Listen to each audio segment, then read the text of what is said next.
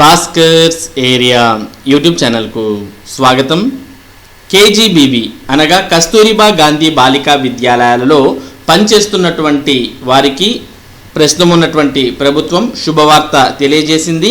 ఎవరైతే కేజీబీవీలో పీజీటీగా పనిచేస్తున్నటువంటి గెస్ట్ టీచర్లు ఉన్నారో వారి యొక్క వేతనాన్ని 12,000 నుండి ఏకంగా 26,000కు పెంచడం జరిగింది. మరి ఈ పెంపు అనేది కేజీబీవీలో పనిచేస్తున్నటువంటి పార్ట్ టైం పీజీటీలందరికీ కూడా ప్రభుత్వం అమలు చేయబోతోంది. మరి ఇప్పటికే కాంట్రాక్ట్ విధానంలో పనిచేస్తున్నటువంటి పీజీటీలతో సమానంగా మరి గెస్ట్ పీజీటీలకు కూడా ప్రభుత్వం వేతనాన్ని పెంచడం జరిగింది. మరోపక్క ఆంధ్రప్రదేశ్లో ఉన్నటువంటి నిరుద్యోగులకు కూడా ప్రభుత్వం శుభవార్త చెప్పింది. ఏవైతే ప్రస్తుతం కేజీబీవీల్లో పనిచేస్తున్నటువంటి ఉన్నాయో వాటిలో మరి 176 కాంట్రాక్ట్ ప్రిన్సిపల్ మరియు పీజీటీ ఉద్యోగాలను భర్తీ చేయడానికి కూడా ప్రభుత్వం నోటిఫికేషన్ విడుదల చేసింది. మరి ఇప్పటికే కేజీబీవీలో ఉన్నటువంటి ఉద్యోగాలను భర్తీ చేయడానికి నోటిఫికేషన్ విడుదల చేసి ఆల్రెడీ కాంట్రాక్ట్ విధానంలో మరి ఇప్పటికే కొన్ని పోస్టులను భర్తీ చేసిన విషయం మనందరికీ కూడా తెలిసిందే. మరి ఆ నోటిఫికేషన్లో ఇంకా కొన్ని పోస్టులు భర్తీ కాకుండా మిగిలిపోయాయి. మరి ఆ విధంగా ఏవైతే పోస్టులు భర్తీ కాకుండా మిగిలిపోయాయో వాటిని ఇప్పుడు భర్తీ చేయడానికి ప్రభుత్వం మరో నోటిఫికేషన్ విడుదల చేసింది.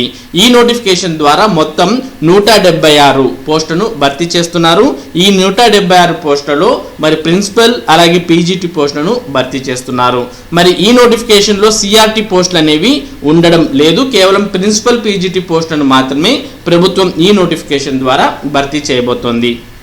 దీనికోసం ఆల్రెడీ కేజీబీవీ నోటిఫికేషన్ విడుదలైనప్పుడు ఎవరైతే అభ్యర్థులు అప్లై చేసి ఉన్నారో వారిలో నుంచి మరి నెక్స్ట్ మెరిటోరియస్ క్యాండిడేట్స్ను మరి నెక్స్ట్ ప్రాసెస్కు పిలవడం జరుగుతుంది. ఆల్రెడీ మరి అభ్యర్థుల నుంచి దరఖాస్తులు స్వీకరించడం, ఆ స్వీకరించిన దరఖాస్తులను మరి సర్టిఫికేట్ వెరిఫికేషన్ పూర్తి చేయడం, సర్టిఫికేట్ వెరిఫికేషన్ తర్వాత మరి వారికి డెమో అనేది నిర్వహించడం, డెమో తర్వాత మెరిట్ లిస్ట్ అనేవి కూడా విడుదల చేసిన విషయం తెలిసిందే.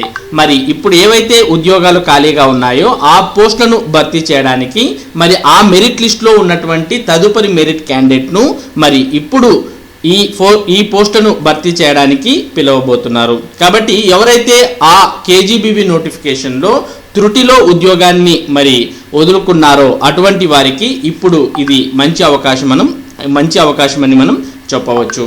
కాబట్టి కేజీబీవీ మెరిటోరియస్ క్యాండిడేట్స్ అంతా కూడా ఈ రిక్రూట్మెంట్కు సిద్ధం కావాల్సిన అవసరం ఉంటుంది. మరి దీనికి సంబంధించిన పూర్తి సమాచారాన్ని మరి ప్రభుత్వం విడుదల చేసినటువంటి ఈ నోటిఫికేషన్ ద్వారా మనం తెలుసుకోవచ్చు.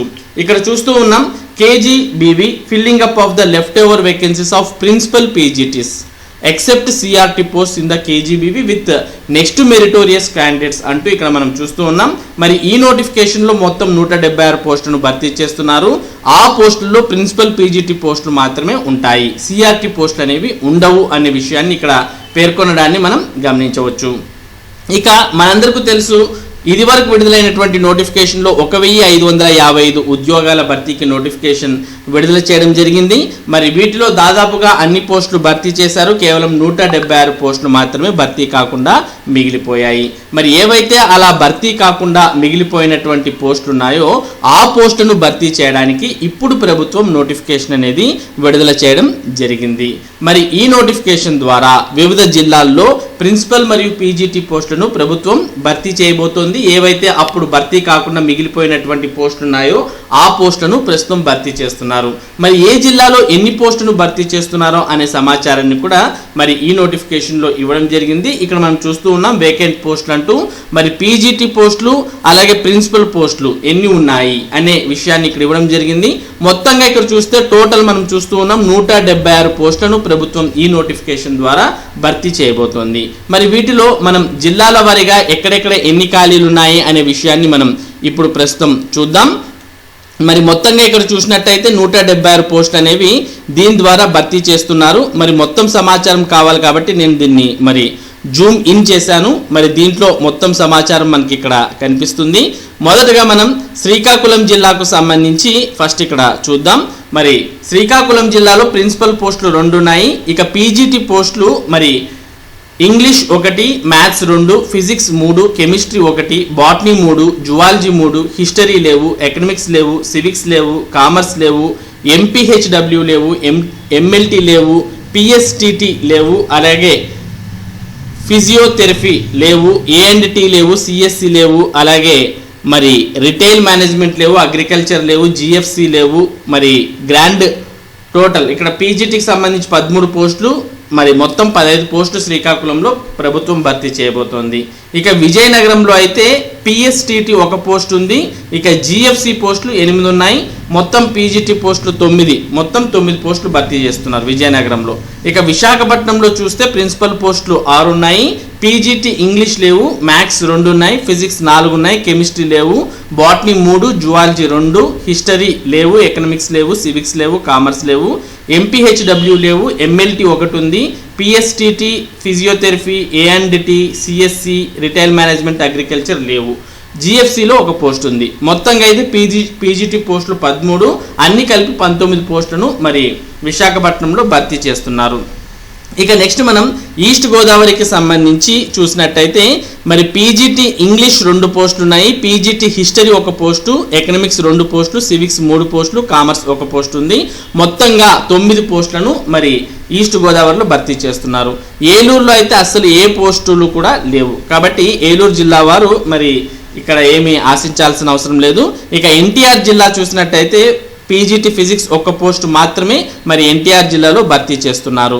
ఇక తదుపరి జిల్లా అయినటువంటి పల్నాడు చూసినట్టయితే పల్నాడులో PGT maths 2, PGT physics 3, chemistry 3, botany 4, zoology 3, ఇక సివిక్స్ 1, తర్వాత ఇక్కడ మనం సిఎస్సి 1, అలాగే జిఎఫ్సి 1, మొత్తంగా 18 పోస్టులు పల్నాడు జిల్లాలో భర్తీ చేస్తున్నారు.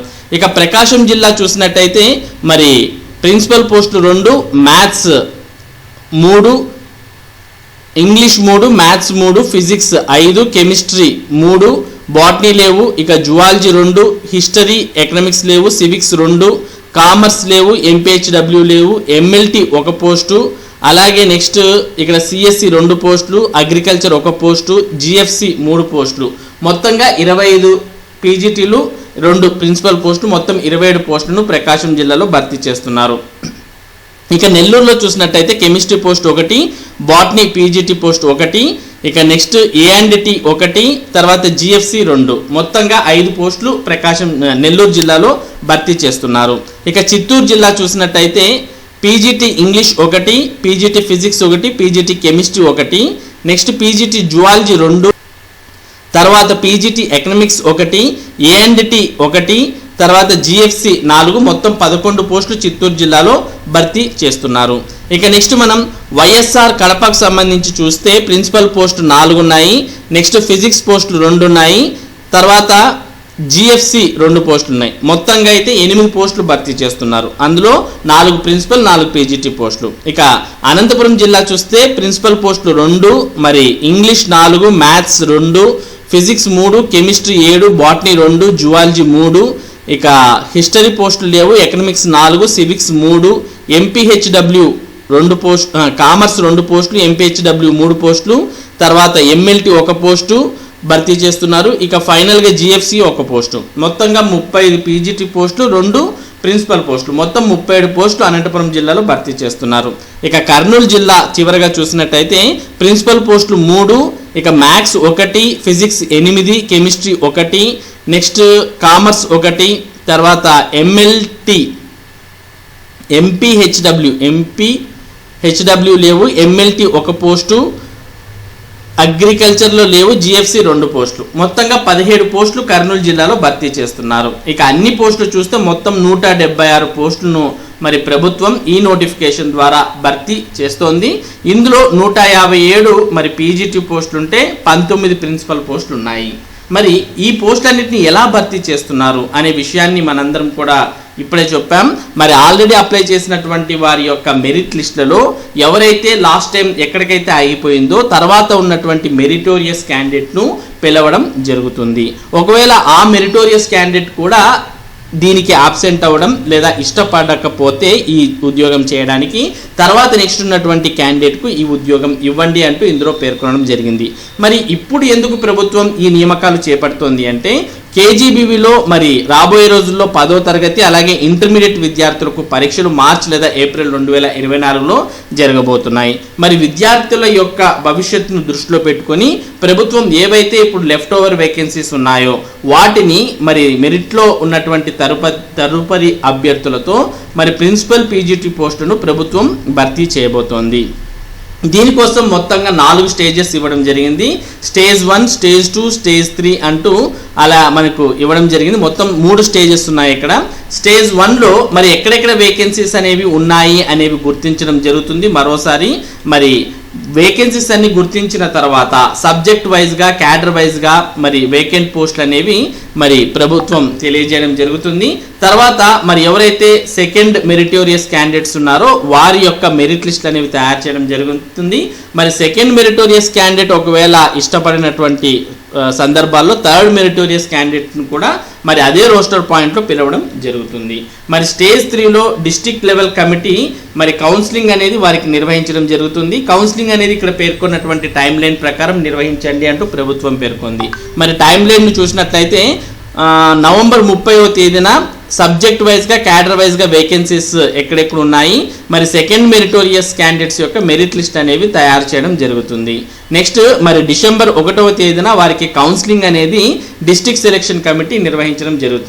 ఇక డిసెంబర్ 2వ తేదీన అన్ఫిల్డ్ వేకెన్సీస్ ఎవరైనా యాబ్సెంట్ అవ్వడం లేదా అన్విల్లింగ్ ద్వారా ఏమైనా అన్ఫిల్డ్ వేకెన్సీస్ ఉంటే నెక్స్ట్ థర్డ్ మెరిటోరియస్ క్యాండిడేట్ ద్వారా మెరిట్ లిస్ట్ తయారు చేయడం జరుగుతుంది. వారికి కూడా మరి డిసెంబర్ 3వ తేదీన మరలా కౌన్సిలింగ్ అనేది నిర్వహించడం జరుగుతుంది.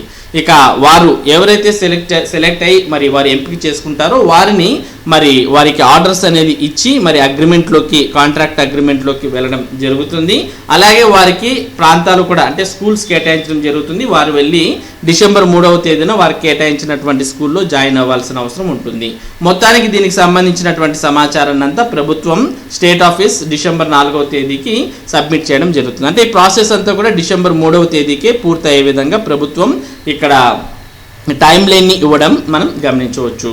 మొత్తానికి కేజీబీవీ నోటిఫికేషన్లో గతంలో ఎవరైతే త్రుటిలో ఉద్యోగాన్ని మరి కోల్పోయారో అటువంటి వారికి ఇది ఒక మంచి అవకాశం అని చెప్పవచ్చు. కాబట్టి సెకండ్ మరియు థర్డ్ మెరిటోరియస్ క్యాండిడేట్స్ ఈ కేజీబీవీ ఉద్యోగాలకు సంబంధించి మరి సిద్ధంగా ఉండాల్సిన అవసరం ఉంది.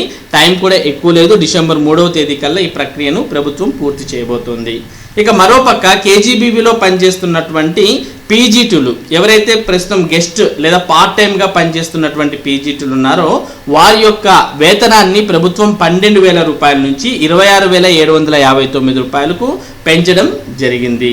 మరి ఇది ప్రస్తుతం పీజీటీలు ఎవరైతే కాంట్రాక్ట్ విధానంలో పనిచేస్తున్నారో వారికి సమానంగా ఇవ్వడానికి ప్రభుత్వం ఈ విధంగా చేయడం జరిగింది. మరి ఇది డిసెంబర్ 1, 2023వ తేదీ నుంచి అమల్లోకి రాబోతోంది అనే విషయాన్ని కూడా ఇక్కడ పేర్కొనడం జరిగింది. మరి ఎవరికి ఈ పెంపు అనేది వర్తిస్తుంది అంటే ఎవరైతే 24 పీరియడ్స్ కన్నా ఎక్కువ బోధిస్తుంటారో వారానికి మరి అటువంటి వారికి ఈ పెంపు అనేది వర్తిస్తుంది.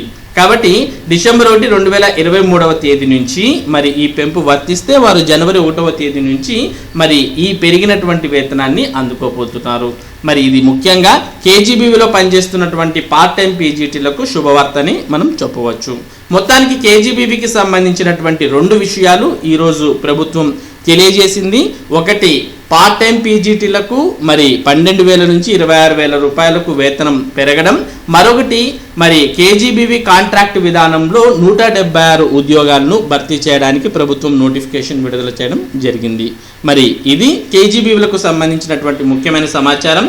ఈ కేజీబీవీ నోటిఫికేషన్కు సంబంధించినటువంటి అప్డేట్స్ మీరు ఎప్పటికప్పుడు పొందాలి అంటే మన భాస్కర్స్ ఏరియా యూట్యూబ్ ఛానల్కు సబ్స్క్రైబ్ అవ్వండి. మర్చిపోకుండా మీరు సబ్స్క్రైబ్ అవ్వండి. అలాగే మీ ఫ్రెండ్స్తో కూడా భాస్కర్స్ ఏరియాకు సబ్స్క్రైబ్ చేయించండి. Thank you for watching this video.